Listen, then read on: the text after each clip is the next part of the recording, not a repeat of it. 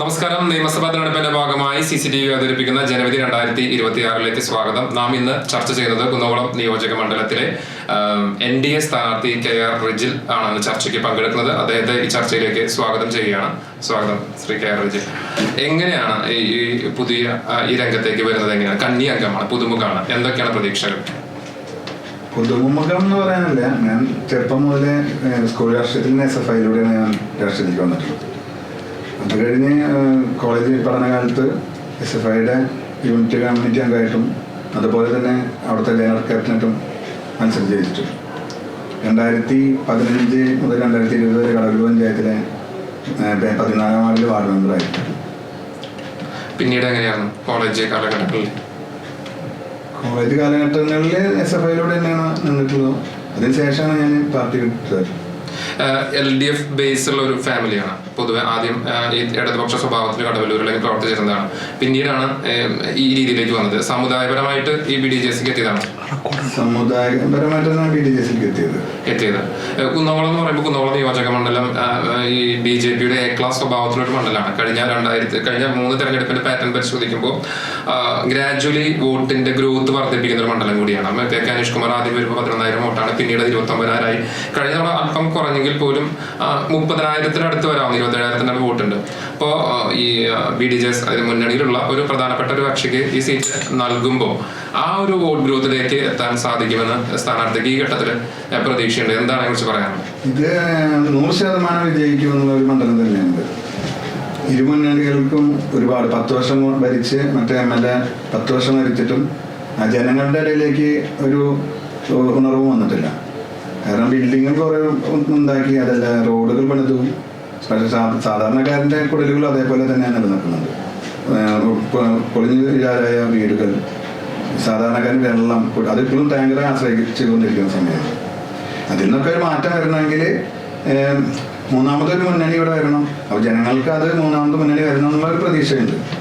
എന്തൊക്കെയാണ് പ്രധാനപ്പെട്ട പ്രചാരണ വിഷയങ്ങൾ ഈ മണ്ഡലം ബന്ധപ്പെട്ട് BDJS ഉന്നയിക്കുന്ന പ്രധാനപ്പെട്ട രാഷ്ട്രീയമായിട്ടുള്ള ആരോപണങ്ങൾ എന്തൊക്കെയാണ്? എന്തൊക്കെ വിഷയങ്ങൾ ഊന്നിയിട്ടാണ് ഈ തെരഞ്ഞെടുപ്പ് നേരിടുക? സാധാരണക്കാരന് അർഹതപ്പെട്ട കാര്യങ്ങൾ അവരുടെ കയ്യിലേക്ക് എത്തിക്കാനും അതുപോലെ തന്നെ അഴിമതി ഇല്ലാത്ത ഒരു ഭരണം കൊണ്ടുവരാനുമാണ് നമ്മൾ ഉദ്ദേശിക്കുന്നത്. ഞാൻ നേരത്തെ സൂചിപ്പിച്ചു, BJPയുടെ ഒരു പൊതു സ്വഭാവത്തിലുള്ള ഒരു മണ്ഡലം കൂടിയാണ്. നിയമസഭാ തെരഞ്ഞെടുപ്പ് മാത്രമല്ല, ലോക്സഭാ തെരഞ്ഞെടുപ്പിൽ സരസ്വതി ടീച്ചർ നിൽക്കുമ്പോഴും അവരുടെ വോട്ട് ഗ്രോത്ത് അങ്ങനെ തന്നെ ഉണ്ടായിരുന്നു. കുന്നംകുളം കൃത്യമായ രീതിയിൽ BJPക്ക് അവർക്ക് ലഭിക്കുന്ന വോട്ട് ആ തരത്തിലാണ് ലഭിച്ചിരുന്നു. നിയമസഭാ തെരഞ്ഞെടുപ്പും അതിനുശേഷം ലോക്കൽ ബോഡി വന്നു. ലോക്കൽ ബോഡിയിൽ കഴിഞ്ഞ തെരഞ്ഞെടുപ്പ് വരെ കുന്നംകുളം നഗരസഭയിൽ BJP മുഖ്യ പ്രതിപക്ഷമായിരുന്നു. ഇത്തവണ 1-2 സീറ്റ് കുറഞ്ഞെങ്കിൽ പോലും BJPന്റെ സ്റ്റാൻഡായിട്ടുള്ള ഒരു പൊസിഷൻ ഉണ്ട്. അപ്പൊ മാത്രമല്ല, അപ്പോൾ ഈ ഒരു സാഹചര്യത്തിൽ BJPയിൽ നിന്ന് താമര ചിഹ്നത്തിൽ നിന്ന് മാറി BDJSിലേക്ക് സീറ്റ് തരുമ്പോൾ പൊതുവായിട്ടൊരു എതിർപ്പ് ഫീൽ ചെയ്യുന്നുണ്ട്.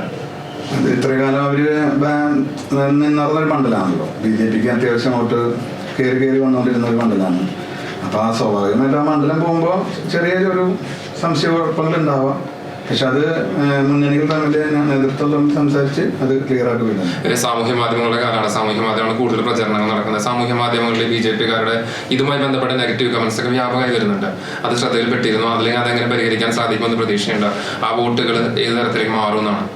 അത് ഈ ഓൺലൈൻ മാധ്യമങ്ങളാണ് അത് ഇങ്ങനെ ഇറക്കി വിടുന്നത്. അതിൽ രാഷ്ട്രീയമായിട്ടൊരു പങ്കുമില്ല. BJPക്ക് അതിനിടയിൽ ഒരു പങ്കുമില്ല എന്നാണ് എനിക്ക് മനസ്സിലായിട്ടില്ല. പണം വാങ്ങി ഏതെങ്കിലും മാധ്യമങ്ങൾ ആ തരത്തില് കാര്യങ്ങൾ ചെയ്യുന്നതാണ് ആരോപണം.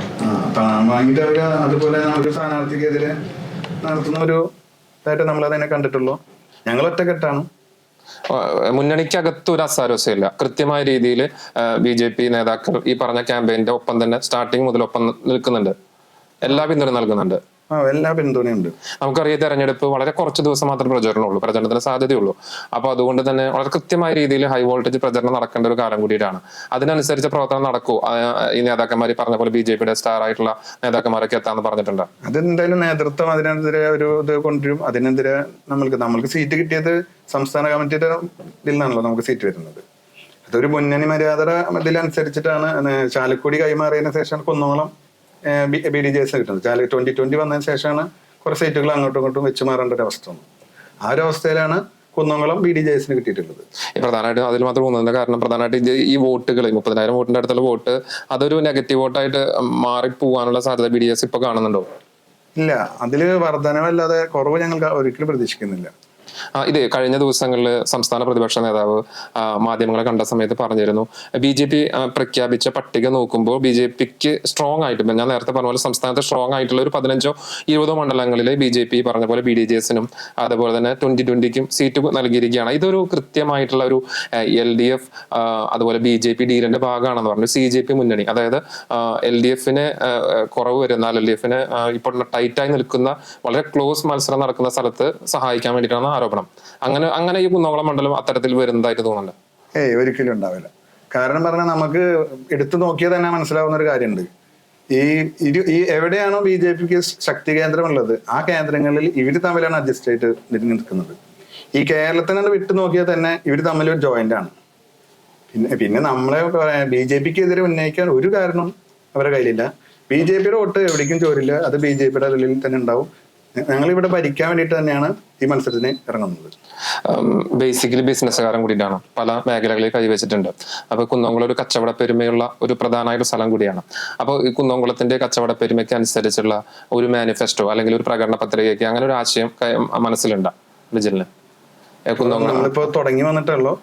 നല്ലൊരു മാറ്റം, ഒരു വികസനം, ഒരു സ്പോർട്സിന് കൂടുതൽ പ്രാധാന്യം കൊടുക്കും. കുട്ടികൾക്ക് സ്പോർട്സിലൂടെ വളരാനും അതുപോലെ തന്നെ വാണിജ്യ രംഗത്ത് മാറ്റങ്ങൾ വരുത്തും. ഇപ്പൊ കുറെ ബിൽഡിങ്ങൾ പണിതിട്ടു എന്ന് മാത്രമല്ലോ, ആ ബിൽഡിംഗ് അവിടെ നോക്കുകുത്തികളായിട്ടാണ് കിടക്കുന്നത്. അതിലേക്ക് നല്ല അവസരങ്ങളും ഒക്കെ കൊണ്ടുവരാൻ ശ്രമിക്കും. ഇത്തരം പിഴവുകളൊക്കെ ഉണ്ടാവുന്ന സമയത്ത് കഴിഞ്ഞ കാലങ്ങളിൽ 5 വർഷക്കാലം ഈ MLA തീർത്തും പരാജയമാണെങ്കിൽ BDJS ഉൾപ്പെട്ട ഈ മുന്നണി എന്തൊക്കെ സമരങ്ങൾ, എന്തൊക്കെ പ്രതിഷേധങ്ങളാണ് നടത്തിയിട്ടുള്ളത് ഇവിടെ? BDJS അല്ല, അവിടെ ഞങ്ങൾ NDA ആയിട്ട് പല സമരങ്ങളും നടത്തിയിട്ടുണ്ട്, കൃത്യമായ സമരങ്ങൾ നടത്തിയിട്ടുണ്ട്. ഈ MLA സംബന്ധിച്ച് കഴിഞ്ഞ ദിവസം BJP കുറ്റവിചാരണ സദസ്സൊക്കെ സംഘടിപ്പിച്ചിരുന്നു, അഴിമതി ഉൾപ്പെടെയുള്ള കാര്യങ്ങൾ. അത്തരം ആരോപണങ്ങൾ BDJS ഉണ്ട്. BDJSന് പൊതുവെ ഒരു വികസനത്തിൽ ഊന്നിയിട്ടുള്ള പ്രചരണം ഞാൻ ഈ ദിവസങ്ങൾ ശ്രദ്ധിച്ചപ്പോൾ കണ്ടേ, ആ നെഗറ്റീവ് ആയിട്ടുള്ള പ്രചരണങ്ങൾ വേണ്ട എന്ന് വിചാരിച്ചിട്ടാണോ? അല്ല, അതിൽ BDJS പങ്കെടുത്തിട്ടുണ്ട്. മണ്ഡലം പ്രസിഡന്റ് സുനിൽ പങ്കെടുത്തിട്ടുണ്ട് അന്നത്തെ കുന്നംകുളത്തെ പരിപാടിയിൽ പങ്കെടുത്തിട്ടുണ്ട്. അല്ല, ഈ വിഷയത്തിൽ ഇപ്പൊ ഈ പറഞ്ഞ കരുവന്നൂർ ഉൾപ്പെടെയുള്ള വിഷയങ്ങളിൽ ആണല്ലോ BJP അതിൽ ഊന്നി നിൽക്കുന്നത്. കരുവന്നൂർ വിഷയങ്ങളിൽ കുറ്റം ചെയ്തിട്ടുണ്ട്, അത് ആരോപണത്തിൽ, പക്ഷെ കുറ്റവാളി ആയിട്ടില്ല എന്ന് മാത്രം. പക്ഷെ അതിൽ നല്ല ഒരു വിധം ഫണ്ട് കൈമാറിയിട്ടുണ്ട് എന്നാണ് BDJSന്റെ ബോധ്യം. അങ്ങനെ തന്നെയാണോ? BDJSന്റെ ബോധ്യം അങ്ങനെ തന്നെ. CPMന്റെ നേതാവായിട്ടുള്ള ആള് ഇത്തരത്തിൽ അതിൽ പങ്കുണ്ടെന്നാണ് BDJSന്റെ ബോധ്യം. അങ്ങനെ തന്നെയാണ് നമ്മുടെ. തീർച്ചയായും ഈ സംസ്ഥാനത്ത് വ്യാപകമായി നോക്കുമ്പോൾ BDJSന്, ഇപ്പൊ ഞാൻ നേരത്തെ സൂചിപ്പിച്ചു, കുന്നംകുളം നിയോജക മണ്ഡലത്തിൽ എവിടെയെങ്കിലും BDJSന് ഒരു ജനപ്രതിനിധി ഇല്ല. ഇപ്പൊ 8 തദ്ദേശ സ്ഥാപനങ്ങളുണ്ട്, ഒരു നഗരസഭ ഉൾപ്പെടെ 8 തദ്ദേശ സ്ഥാപനങ്ങളുണ്ട്. എവിടെയും BDJSന്റെ പ്രാതിനിധി ഇല്ല. എന്തുകൊണ്ടാണ് ഈ ഗ്രൗണ്ട് ലെവലിൽ BDJSന് ഇത്തരത്തില് തദ്ദേശ സ്ഥാപനങ്ങൾ മത്സരിച്ചിട്ട് പോലും അങ്ങനെ എത്താൻ സാധിക്കാത്തത്? നമ്മള് ഇപ്പൊ കുന്നംകുളത്തിന്റെ കാര്യം പറയുകയാണെങ്കിൽ കുന്നംകുളത്ത് ഞങ്ങൾക്ക് വോട്ട് വർദ്ധിക്കുകയാണ് ചെയ്തത്. മറ്റു സ്ഥലത്തെ കാര്യങ്ങൾ അവിടുത്തെ നേതാക്കന്മാരാണ് അതിന് ആൻസർ പറയുക. ഇപ്പൊ SNDP സാമുദായിക SNDP ഒരു രാഷ്ട്രീയ രൂപമാണല്ലോ BDJS. നമുക്കറിയാം, നവോത്ഥാന നായകനായിട്ടുള്ള ശ്രീനാരായണ ഗുരു ഉണ്ടാക്കിയിട്ടുള്ള പ്രസ്ഥാനമാണ് SNDP.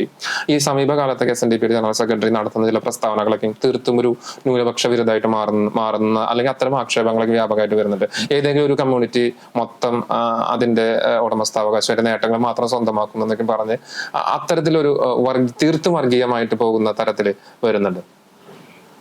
അത് ജനറൽ സെക്രട്ടറി പറയുന്നത് SNDPയുടെ ഭാഗത്തു നിന്നുള്ള കാര്യങ്ങൾ. ഇത് BDJSന്റെ ഇലക്ഷൻ നമ്മൾ പറഞ്ഞ എല്ലാ രാഷ്ട്രീയ കക്ഷികളും അതിലുണ്ട്.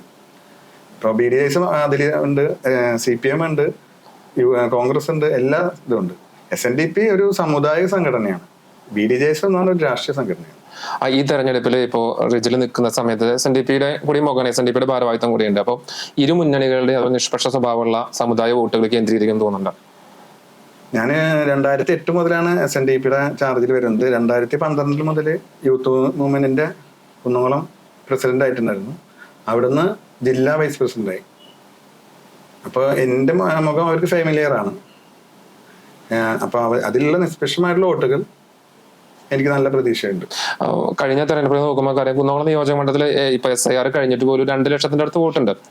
ഏകദേശം ഒരു 1.5 ലക്ഷത്തിലധികം വോട്ട് പോൾ ചെയ്യാനുള്ള സാധ്യതയുണ്ട്. കഴിഞ്ഞ തവണ 75,000 വോട്ടൊക്കെ ലഭിച്ച ആളാണ് ജയിച്ചേക്കുന്നത്. നമ്മുടെ വോട്ടിംഗ് ഷെയർ കുറവാണ്.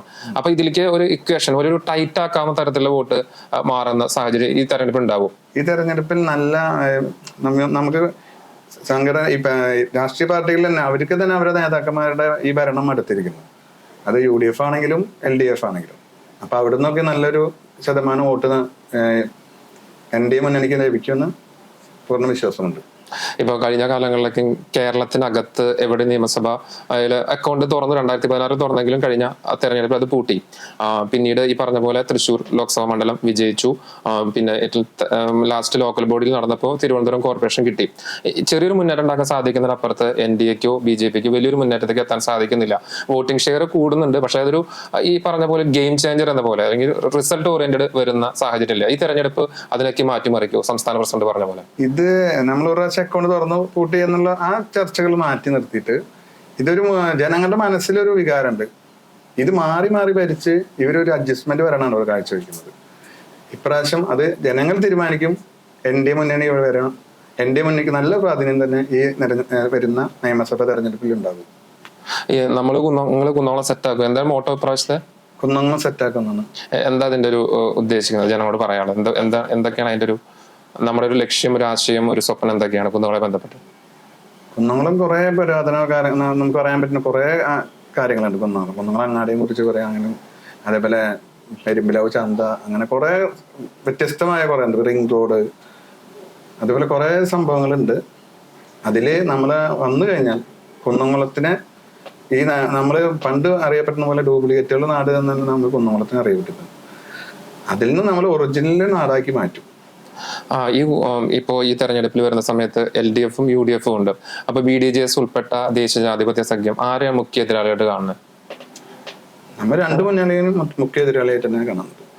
മുഖ്യ രണ്ടുപേരിനെയും നമ്മുടെ മെയിൻ മത്സരമാവും ഇവിടെ ശക്തമായ ത്രികോണ മത്സരമായിട്ട് മാറാൻ സാധ്യത. BDJSന്റെ സംസ്ഥാന നേതാക്കളൊക്കെ വന്ന് കേന്ദ്രീകരിച്ച പ്രചരണം നടക്കുമോ ഈ ദിവസങ്ങളിലെ? ഇനി വരാൻ പോകുന്ന ദിവസങ്ങളിൽ BDJSന്റെ നേതൃത്വത്തിലുള്ള എല്ലാവരും ഇവിടെ എത്തിച്ചേരും. ഏകദേശം എത്ര വോട്ട് വരെ ആണ് പ്രതീക്ഷിക്കുന്നത്? നമ്മളിപ്പോ വോട്ടിന്റെ ശതമാനത്തിന്റെ കണക്ക് നമ്മൾ ഇതാക്കിയിട്ടില്ല. വിജയം ഉറപ്പാണ്. വിജയം ഉറപ്പിച്ച പ്രവർത്തനങ്ങൾ തന്നെയാണ് നടത്തുന്നത്. ഇതിപ്പോ ഈ പൊതുവെ സർവേകളുടെ കാലമാണ്, നമുക്കറിയാം. അപ്പോൾ UDF ആണെങ്കിലും LDF ആണെങ്കിലും NDA ആണെങ്കിലും പ്രൊഫഷണൽ സർവേകളിലേക്ക് പോകും. കഴിഞ്ഞ പരമ്പരാഗത രീതി വിട്ടുകൊണ്ട് സാധാരണഗതിയിൽ മണ്ഡലം കമ്മിറ്റി പൊതു സമ്മേളന നേതാവിനെ നിർത്തുന്നതിനപ്പുറത്ത് ഒരു വിന്നബിലിറ്റി, അതിന്റെ ഒരു സാധ്യത നോക്കിയിട്ടാണ് എല്ലാവരും സ്ഥാനാർത്ഥികളെ നിർത്തുക. BDJS അത്തരത്തിൽ പ്രാദേശികമായിട്ട് എന്തെങ്കിലും സർവേക്ക് നടത്തിയിരുന്നു ആദ്യഘട്ടത്തിൽ? BDJSന് ലാസ്റ്റ് സമയത്താണ് നമുക്ക് ഈ സീറ്റ് ഇതാവുന്നത്. നമ്മള് ഏതാ വേണ്ടെന്ന് ചോദിച്ചപ്പോ ചർച്ചയിൽ കുന്നംകുളത്തിന്റെ പേര് പറഞ്ഞിട്ടുണ്ടായിരുന്നു. നമുക്കത് ഉറപ്പൊന്നും ഇല്ലാത്തതുകൊണ്ട് BJPയുടെ നല്ലൊരു സീറ്റ് ആയതുകൊണ്ട് നമ്മൾ അതിന് മുകളിൽ വാശി പിടിക്കാനൊന്നും നിന്നില്ല. പക്ഷെ സീറ്റുകൾ വിഭജിച്ചു വന്നപ്പോൾ ചാലക്കുടി 2020 കൊടുത്തപ്പോ കുന്നംകുളം നമുക്ക് കിട്ടി. അങ്ങനെ കിട്ടിയതാണ്. സത്യത്തിൽ കുന്നംകുളം നമുക്ക് ലഭിക്കുന്ന ഒരു പ്രതീക്ഷ ഉണ്ടായിരുന്നില്ല, ചാലക്കുടി പോയതുകൊണ്ട് മാത്രം കിട്ടിയതാണ്. അപ്പൊ ഈ അവസരം കൃത്യമായിട്ട് ഉപയോഗപ്പെടുത്തിയിട്ട് വോട്ടിംഗ് ഷെയർ കൂട്ടിയിട്ട് തങ്ങളെ നിർണായക ശക്തിയാണെന്ന് ആക്കാനുള്ള ഒരു ശ്രമത്തിലാണ്. ഇപ്രാവശ്യം എന്തായാലും SNDPയുടെ ഭാഗത്തുനിന്നും കിട്ടുന്ന വോട്ടും BJPയുടെ കഴിഞ്ഞ പ്രാവശ്യത്തെ വോട്ടും 32,000-ഓളം വോട്ട് കഴിഞ്ഞ പ്രാവശ്യം ലോക്സഭ തെരഞ്ഞെടുപ്പിലുണ്ട്. SNDPയുടെ വോട്ടുണ്ട്, പിന്നെ നിഷ്പക്ഷമായി നിൽക്കുന്ന ജനങ്ങളുടെ വോട്ടുണ്ട്, പിന്നെ നമ്മുടെ ബന്ധങ്ങളുണ്ട്. അതുപോലെ തന്നെ ഇവരെ മടുത്ത് ഇവരുടെ ഉള്ളിൽ നിന്ന് രാഷ്ട്രീയ പാർട്ടി രണ്ട് പാർട്ടിക്കാരെ മടുത്ത് അവരുടെ ഉള്ളിൽ നിന്ന് നമുക്ക് കിട്ടുന്ന വോട്ടുകളും നമ്മുടെ നിർണായകം വിജയത്തിന്. സാധാരണഗതിയിൽ കേരളത്തില് ബൈപോളാർ പൊളിറ്റിക്സ് എന്ന് പറയും, അതായത് LDF UDF മാറി മാറി വരുന്ന ഒരു പൊളിറ്റിക്സ് ആണ്. അതിനൊരു മാറ്റം വരണമെന്ന് ആഗ്രഹം ഉണ്ട് എന്നാണ് KR റെജിലിന് തോന്നുന്നത്. ജനങ്ങളിൽ എവിടെ ചെന്നാലും നല്ല പ്രതികരണമാണ്. ഇവര് മാറണം എന്നുള്ളൊരു പ്രതികരണത്തോടെ തന്നെയാണ് ജനങ്ങൾ നമ്മളെ അപ്രോച്ച് ചെയ്തിട്ടുണ്ട്. മാറാത്തത് മാറും എന്നാണല്ലോ മോട്ടോ, മെയിൻ മോട്ടോ. മാറാത്തത് മാറും എന്ന് അതൊരു പറയുമ്പോൾ കുന്നംകുളത്ത് എന്താണ് മാറാത്തത് മാറും എന്ന് ഉദ്ദേശിക്കുന്നത്? ഏത് രംഗത്ത് അത്തരം പുരോഗതി അല്ലെങ്കിൽ ആ മോട്ടോ എങ്ങനെയാണ് കുന്നംകുളത്ത് ഉദ്ദേശിക്കുന്നത്? മാറാത്തത് മാറും എന്ന് പറയുന്നത് നമ്മള് രാഷ്ട്രീയമായിട്ടുള്ള ഒരു ചർച്ചയിൽ മാറാത്തത് മാറും പറഞ്ഞാൽ ഈ രണ്ട് മുന്നണിയും മാറ്റിയിട്ട് അവിടെ NDA മുന്നണി വരും. പൊതുവികസനത്തിൽ ഇപ്പൊ കുന്നംകുളം എന്ന് പറയുമ്പോൾ കാർഷിക പ്രാധാന്യമാണ്, കച്ചവട സംബന്ധമായ കാര്യങ്ങളുണ്ട്, അത്തരം വിഷയങ്ങളൊക്കെ ഒരു സ്ഥലം കൂടിയിട്ടാണ്. ഒപ്പം തന്നെ കമ്മ്യൂണൽ ആയിട്ടുള്ള കുറെ പള്ളികളുണ്ട്, മതസഹോദരത്തിന്റെ ഒക്കെ ഒരു നാടാണ്. അപ്പൊ ഇതൊക്കെ നിലനിൽക്കുന്ന തരത്തിലുള്ള ഒരു പ്രൊജക്ട് എന്തെങ്കിലും കാണുന്നുണ്ട് BJP? ഇവിടെ നമുക്ക് കാർഷികമായിട്ട് നല്ല ഇതാണ്. നമുക്ക് പുഞ്ചപ്പാടം അങ്ങനെ കുറെ ഇതുണ്ട്. ഇപ്പൊ നമുക്ക് കഴിഞ്ഞ പ്രാവശ്യം തന്നെ നെല്ല് കയറ്റി കൊണ്ടുപോകാതെ ആ പാടത്ത് തന്നെ കിടക്കുന്ന ഒരു അവസ്ഥ ഉണ്ടായിരുന്നു. അപ്പൊ അത്രയും കൃഷിക്കാർക്ക് അത് ഭയങ്കര ദോഷമായിട്ട് അവരുടെ കയ്യിൽ നിന്ന് ഒരുപാട് ഫണ്ട് നഷ്ടപ്പെടുന്ന ഒരു രീതിയിൽ കണ്ടിട്ടുണ്ട്. അതിൽ നിന്നൊക്കെ ഒരു മാറ്റം വരുത്തി ആ കൃഷിക്കാരന്റെ ഫണ്ട് കയ്യിലേക്ക് എത്തിക്കാനും സാധാരണക്കാരന്റെ ഫണ്ട് എത്തിക്കാനും പിന്നെ അതിനും പുറമെ IT മേഖലയിലേക്ക് നല്ലൊരു കുന്നംകുളത്തിന്റെ IT ഇതിലേക്ക് എത്തിക്കാനുള്ള ഒരു തീരുമാനത്തിലേക്ക് എത്തും. പൊതുവെ സംസ്ഥാനത്ത് കേൾക്കുന്ന പ്രധാനപ്പെട്ട കാര്യമാണ് കേന്ദ്ര സർക്കാരിന്റെ അവഗണന. പലപ്പോഴും നരേന്ദ്രമോദി വരും, പ്രധാനപ്പെട്ട നേതാക്കന്മാർ വരും, ഇവിടെ പ്രസംഗിക്കും. പക്ഷെ മറ്റ് സംസ്ഥാനങ്ങൾക്ക് നൽകുന്ന പരിഗണന പോലും, വയനാട് ദുരന്തം ഉണ്ടായപ്പോൾ പോലും അത് നമ്മളത് കേട്ടു. എന്തുകൊണ്ടാണ് ഈ ജനങ്ങളോട് ഇത്തരത്തിലുള്ള ഒരു വെല്ലുവിളി പോലെ വരും പോകുന്നതിനപ്പുറത്ത് ജനങ്ങൾക്ക് ഉപകാരപ്പെടുന്ന രീതിയിലുള്ള പ്രൊജക്ടുകൾ എന്തുകൊണ്ടാണ് പ്രഖ്യാപിച്ചത്? എയിംസ് പോലെയുള്ള കാര്യങ്ങളുണ്ട്, ഏറ്റവും അവസാനം എയിംസ് പറഞ്ഞു, ഒന്നും ലഭിച്ചിട്ടില്ല. എന്തുകൊണ്ടായിരിക്കും അങ്ങനെ? ഇതിപ്പോ പുതിയ സുരേഷ് ഗോപി ഇപ്പൊ കയറിയിട്ടുള്ളൂ. സമയം ഇപ്പൊ എന്തായാലും എയിംസ് വരും, അതിന് സമയം എടുക്കും. പിന്നെ നമുക്ക് കേന്ദ്ര സർക്കാർ ഒന്നും തന്നിട്ടില്ല എന്ന് പറയണ്ട. നമ്മുടെ കുന്നംകുളം സ്റ്റേഡിയം കേന്ദ്ര സർക്കാരിന്റെ ഫണ്ട് ഉണ്ട്. ഈ റോഡ് ഗ്രൗണ്ട് സ്പോർട്സിന്റെ അതുപോലെ തന്നെ നമ്മുടെ റോഡ് പണിക്ക് വരുന്നതും കേന്ദ്ര സർക്കാരിന്റെ ഫണ്ടില്ലേ. കുറെ ഫണ്ടുകൾ അവർ ലാപ്സ് ആക്കി കളയുന്നുണ്ട്. എത്ര പദ്ധതികളുണ്ട് കേന്ദ്ര സർക്കാരിന്റെ, നരേന്ദ്രമോദിയുടെ എത്ര പദ്ധതികൾ വരുന്നുണ്ട്. ഇതൊന്നും നമ്മൾ ഉപയോഗിക്കുന്നില്ല. രാഷ്ട്രീയ വൈരാഗ്യം വെച്ച് അത് വേണ്ട രീതിയിൽ സംസ്ഥാനം നടപ്പാക്കുന്നില്ല. സംസ്ഥാനം നടപ്പാക്കുന്നില്ല, അതാണ് അതിന്റെ പ്രശ്നം. ഭവന പദ്ധതികൾ പോലും ഇല്ലല്ലോ ഇപ്പോ. അതെല്ലാം കേന്ദ്ര സർക്കാരിന്റെ പേര് വെച്ചതുകൊണ്ട് ആ പദ്ധതികൾ പോലും കൊടുക്കുന്നില്ല ജനങ്ങളിലേക്ക്. ഈ മണ്ഡലത്തിലെ ജനങ്ങളോട് പ്രധാനമായിട്ട് KR റജിൽ എന്ന NDA സ്ഥാനാർത്ഥിക്ക് പറയാനുള്ള കാര്യങ്ങൾ എന്തൊക്കെ? ഇവിടെ NDA വരികയാണെങ്കിൽ കുടിവെള്ളത്തിന്റെ സ്രോതസ് കൂട്ടും. അതായത് ചാട്ടുകുളം, കുറുക്കമ്പാറ ഭാഗത്ത് കുടിവെള്ള സ്രോതസ് ഭയങ്കരമായിട്ടുണ്ട്. അവിടുന്ന് ഈ കുന്നംകുളത്ത് ഫുൾ സ്ഥലത്തേക്ക് മുനിസിപ്പാലിറ്റി മൊത്തം എത്തിക്കാൻ പറ്റുന്ന കുടിവെള്ളം കിട്ടും. ആ ജനങ്ങൾക്ക് അപ്പോൾ ഈ പുലർച്ചെ കാത്തിരിക്കേണ്ട ഒരു അവസ്ഥ മാറി കിട്ടും. അതുപോലെ തന്നെ നെൽകൃഷിക്കാർക്ക് അവർക്ക് പറ്റിയ ആനുകൂല്യങ്ങൾ കൊടുത്ത് അവരെയും നമ്മളൊപ്പം വീണ്ടും നമ്മുടെ ആ കൃഷി ഉയർത്തിക്കൊണ്ടുവരും. പിന്നെ നമുക്കറിയാം ഇവിടെ പാർക്കിംഗ് സൗകര്യങ്ങളൊക്കെ കുറവാണ് കുന്നംകുളം ടൗണിൽ. അതുകൊണ്ട് തന്നെയാണ് ഇവിടുത്തെ ബിസിനസ്സുകാർക്ക് കച്ചവടങ്ങളിൽ അത് ബാധിച്ചുകൊണ്ടിരിക്കുന്നുണ്ട്. അതിനൊരു മാറ്റം വരുത്തും. പിന്നെ നമുക്ക് ആരോഗ്യമേഖല എടുത്ത് നോക്കിയാൽ തന്നെ അറിയാം, ഹോസ്പിറ്റലിൽ പോയാൽ മരുന്ന് പോലും കിട്ടാത്ത ഒരവസ്ഥയാണുള്ളത്. രോഗികൾ നിലത്ത് കിടക്കുന്ന ഒരവസ്ഥയുണ്ട്. കെട്ടിടങ്ങൾ പണിത് ഉദ്ഘാടനം കഴിഞ്ഞു, പക്ഷെ ആ കെട്ടിടങ്ങളൊക്കെ അവിടെ വെറുതെ തന്നെയാണ് കിടക്കുന്നത്. അതിൽ നിന്നൊക്കെ ഒരു മോചനം വരുത്തി അത് നല്ല ഹൈടെക് ലെവലിലുള്ള ഒരു ഹോസ്പിറ്റലാക്കി നമ്മളുടെ ഇവിടെയുള്ള കുന്നംകുളംകാർക്കും പുറത്തുള്ളവർക്കും വന്നാൽ ചികിത്സ കിട്ടുന്ന രീതിയിൽ മാറ്റങ്ങൾ നമ്മൾ ഉണ്ടാക്കും. ഈ ഗുരുവായൂർ താനൂറുമായി ബന്ധപ്പെട്ട കാര്യങ്ങളിൽ ഇപ്പോൾ കേന്ദ്രമന്ത്രി ഇടപെട്ടിട്ടൊക്കെ ഉണ്ട്. അതുമായി ബന്ധപ്പെട്ട കാര്യങ്ങളിൽ എന്താണ് ജനങ്ങളോട് പറയാനുള്ളത്? അതെന്തായാലും നമ്മളവിടെ ജയിച്ചു വരികയാണെങ്കിൽ എന്തായാലും ആ പദ്ധതി നമ്മൾ സപ്പോർട്ട് ചെയ്യും. അതിന് ഫുൾ കാര്യങ്ങളിലും നമ്മൾ അത് വന്നു കഴിഞ്ഞാൽ തന്നെ വാണിജ്യ രംഗത്ത് വലിയൊരു മാറ്റം ഇവിടെ ഉണ്ടാവും. സമീപകാലത്ത് ഏറ്റവും ശ്രദ്ധിക്കപ്പെട്ട വിഷയങ്ങളിലൊന്നാണ് ശബരിമല ബന്ധപ്പെട്ട വിഷയങ്ങൾ പൊളിറ്റിക്സിൽ വലിയ ട്രോമ സൃഷ്ടിച്ചിട്ടുണ്ട്, വലിയ ആഘാതങ്ങൾ സൃഷ്ടിച്ചിട്ടുണ്ട് രാഷ്ട്രീയ പാർട്ടികൾക്ക്. കഴിഞ്ഞ തെരഞ്ഞെടുപ്പിലൊക്കെ അതിന്റെ ഒരു ആഫ്റ്റർ എഫക്ട് നമ്മൾ കണ്ടതാണ്. ഈ വിഷയത്തിൽ ഇപ്പോൾ സുപ്രീം കോടതിയിൽ പുതിയ നിരീക്ഷണങ്ങൾ വന്നിട്ടുണ്ട്, വിധി വന്നിട്ടുണ്ട്. എങ്ങനെയാണ് ആ വിഷയങ്ങളൊക്കെ നോക്കിയത്? NDA സഖ്യം BDJS ആണെങ്കിലും അത് വിശ്വാസികൾക്കൊപ്പമാണുള്ളത്. കുറ്റക്കാർ എന്ത് ചെയ്തിട്ടുണ്ടെങ്കിലും അത് അവർക്ക് അർഹതപ്പെട്ട ശിക്ഷ തന്നെ വാങ്ങിക്കൊടുക്കാൻ വേണ്ടി ആ ഒരു സമരത്തിലേക്ക് ഈ ഇലക്ഷന് ശേഷം BDJS ഇറങ്ങും. അതുപോലെ തന്നെ നമുക്കറിയാം ഈ ഒരു ഇലക്ഷൻ വന്നതിന്റെ ഭാഗമായിട്ടാണ് ടെസ്റ്റ് ചെയ്തിട്ട് ഈ സാധനം പോയത്. അപ്പൊ അത് ഒരു മറയായി അത് മാറ്റിവെക്കാമെന്നുള്ള ഒരു ഇതാണ്. അത് ഇലക്ഷൻ കഴിഞ്ഞ ശേഷം നമ്മൾ ശക്തമായിട്ട് അതിലേക്ക് ഇറങ്ങും, സമര പരിപാടിയിലേക്ക് ഇറങ്ങും. വിശ്വാസികൾക്കൊപ്പം നിൽക്കുന്ന സമീപനമായിരുന്നു ദേശീയ ജനാധിപത്യ സഖ്യം പ്രത്യേകിച്ച് BJP സ്വീകരിച്ചതെന്നാണ് പറയുന്നത്. സുവർണാവസരയെ കാണുകയല്ല, മറിച്ച് വിശ്വാസികൾക്ക് ആത്മാർത്ഥമായിട്ട് നിന്നിട്ടുണ്ട് എന്നാണ് അഭിപ്രായം. വിശ്വാസികളുടെ ഒപ്പം ആത്മാർത്ഥമായിട്ട് തന്നെയാണ് നിന്നിട്ടിരിക്കുന്നത്. ആ തരത്തില് SNDP ആയാലും ഒപ്പം തന്നെ സമുദായ സംഘടനകളൊക്കെ ആ തരത്തിൽ നിന്നുണ്ടായിരുന്നു. നമുക്ക് കഴിഞ്ഞ കാലങ്ങളിലേക്ക് കേട്ട പ്രധാനപ്പെട്ട സംഭവങ്ങളിൽ ഒന്നാണ് ഈ നായാടി മുതൽ അതുപോലെ തന്നെ നസ്രാണി വരെയുള്ള ഒരു ലയനത്തെ സംബന്ധിച്ചൊക്കെ പറഞ്ഞിരുന്നു.